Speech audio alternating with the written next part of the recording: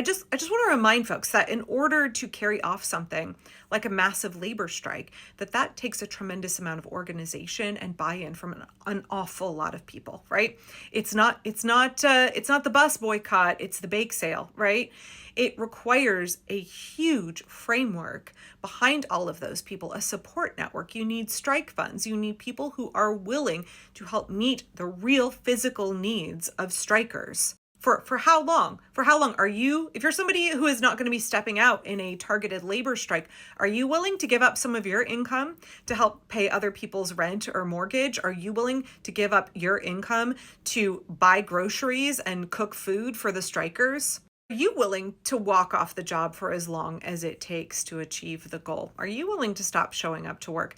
Because I'm not a labor organizer, and I know there's people with far more expertise than me, but I do understand that when you call for a strike, you need to be able to successfully call for it and have everybody that you need to participate. You need them to maintain the strike as long as it takes to get your demands met.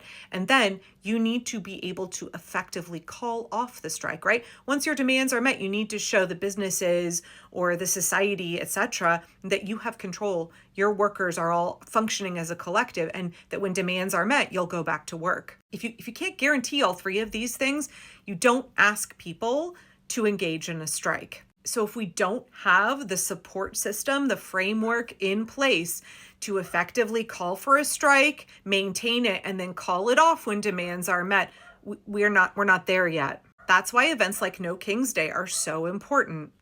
I gotta go see what my tiny dog's upset about. Hang on. Martha says hi and that she would murder every single squirrel in the entire neighborhood if you would just let her at him. So sorry about that. Anyway, where was I?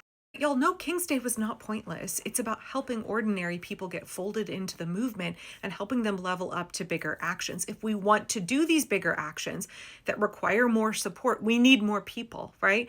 And the first thing that people are going to do is not walk off the job. You need to have a really small ask, right?